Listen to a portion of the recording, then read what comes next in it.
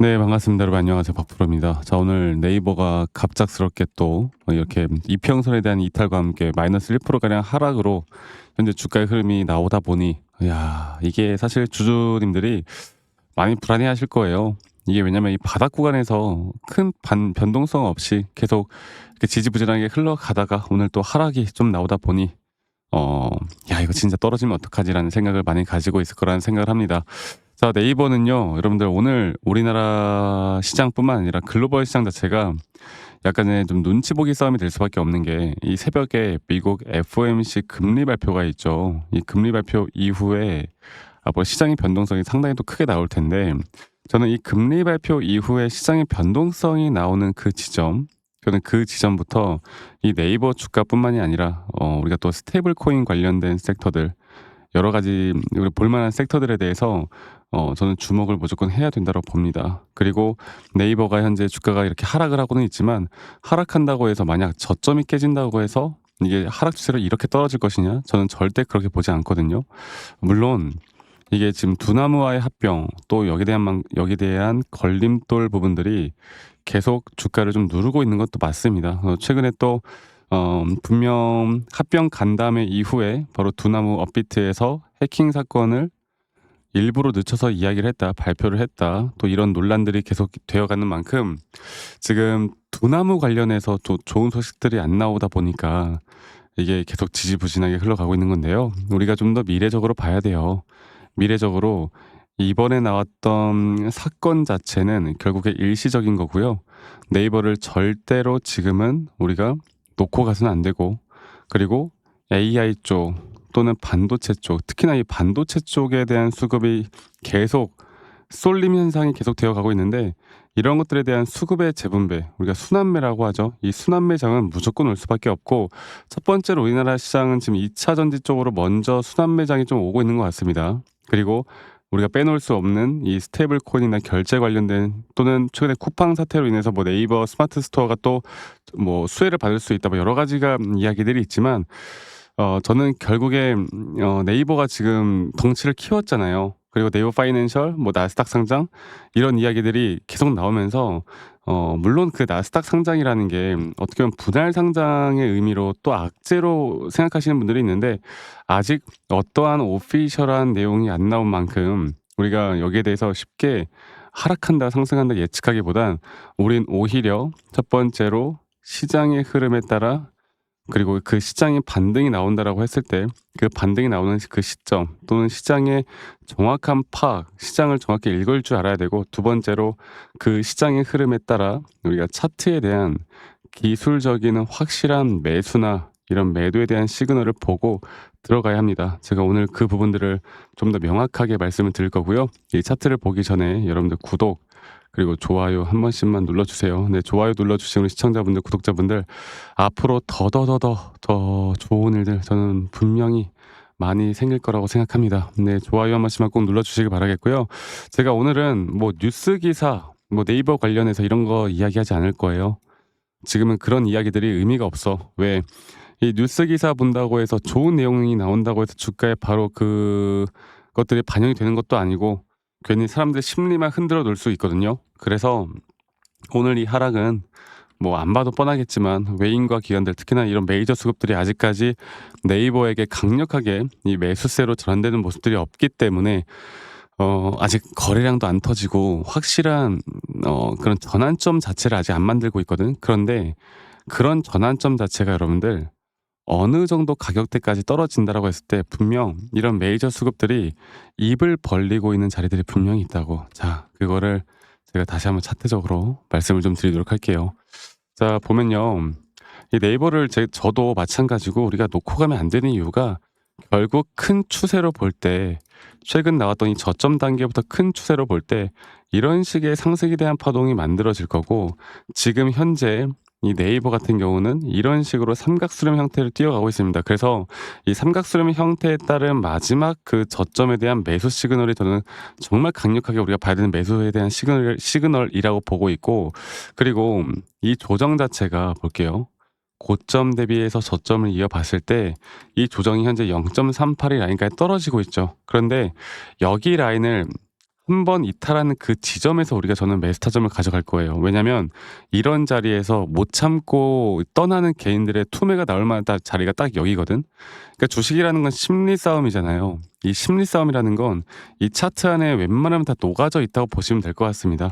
그래서 지금 다시 한번 말씀드리지만 네이버에 대한 장기적인 파동으로 볼 때 확실한 저점 단계가 너무나 명확하게 나왔던 이 지점부터 저는 큰 추세가 이제 이런 식으로 흘러갈 거라 보고 있고, 이러한 등락폭들을 또는 기술적으로 우리가 시장을 분석하면서 등락폭들을 어떻게 대응을 해야 될까에 따라서 누구는 이제 50% 수익을 볼 때 누구는 100% 혹은 200%더 크게 수익을 쌓아 올려 나갈 수 있다라는 점, 그리고 이제 정확한 이런 타점들만 우리가 확실한 시그널들만 파악해서 이끌어 간다라고 했을 때 여기에 대해서 더 명확하게 우리가 타점을 잡고 대응을 해 나갈 수 있다라는 점, 이것만 기억하시길 바라겠고요.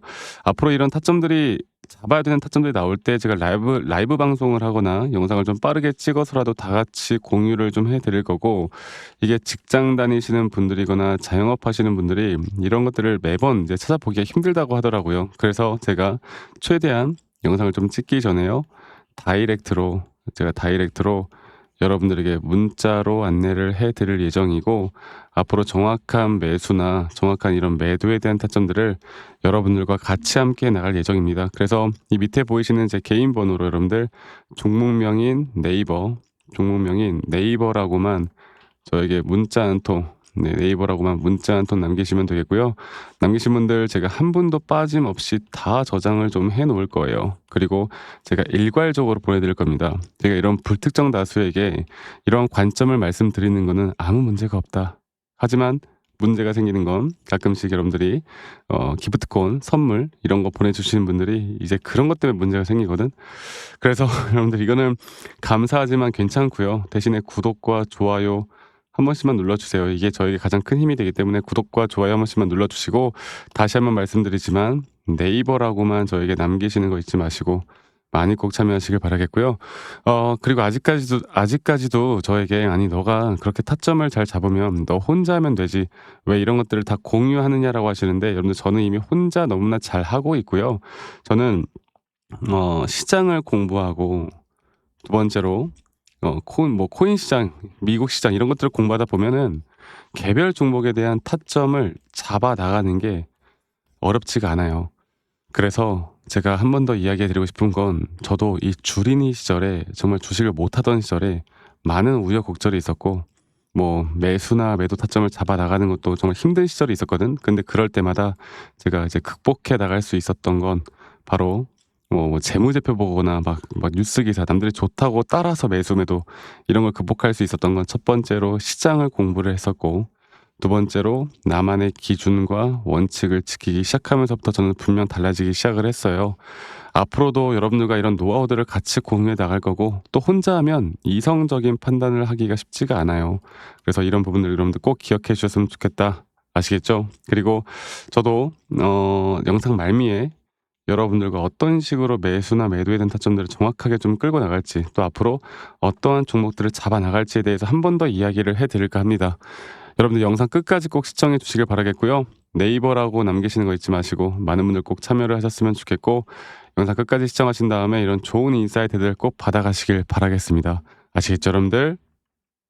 자, 제가 이제 매수나 매도에 대해서 우리가 기준이라는 걸 잡을 때 우리가 과연 하나오션을 좀 예를 들어서요. 이 하나오션에 대해서도 제가 저희 구독자분들과 또 저희 구독자방에서도 계속 함께 또 같이 이끌어가는 너무나 좋은 종목인데, 제가 이거를 저점 바닥부터 어떻게 잡아왔었는지, 그리고 이 저점 바닥을 우리가 어떻게 판단을 하고, 이 저점 바닥부터 끌고 오는 이런 흐름 안에서 우리가 이제 또 개미굴이다 불리는 구간들, 또 이런 기준과 원칙에 대해서 어떻게 봐야 되는지를 한 번 더 좀 말씀을 드리도록 하겠습니다.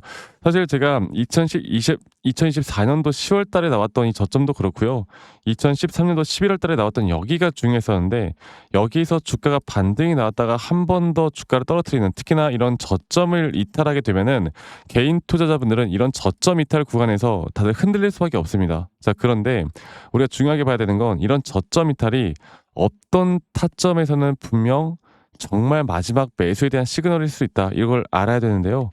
이때도 마찬가지로 제가 저점이 이탈이 되는 주가의 가격의 하락이 계속 나오는 구간에 분명 주가에 대한 가격은 하락이 나왔지만 이런 RSI가 올라가는 상승에 대한 다이버전스가 걸리면서 이제 이 구간만큼 2024년도 여기 구간만큼은 이제 우리가 무조건 끌고 가야 하는 구간이다. 그리고 상승에 대한 임펄스 파동으로 상승에 대한 파동은 항상 이런 어떻게 보면 등락폭들이 계속 반복되는 거고 이런 등락폭들에 대해서 우리가 단기 고점과 저점들을 잡아 나가는 게 중요한 건데요.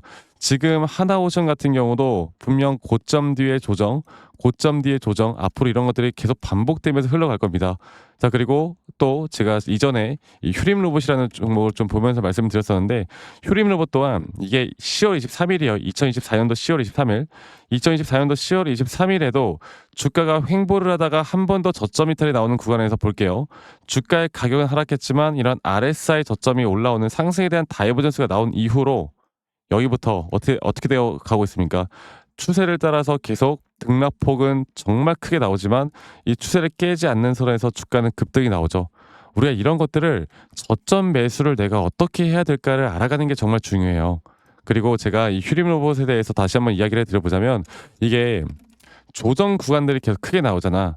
그러니까 조정 구간이 우리가 주가를 막 상승 구간으로 만들어 준다 하더라도 이런 구간에 대한 저점이 확실한 매수에 대한 저점이 나온 뒤에 하나의 임펄스 파동 또 조정 이렇게 또 큰 하나의 임펄스 파동이 이렇게 있는데 이 작은 파동 안에서도 고점과 조정 이런 것들이 반복된단 말이죠.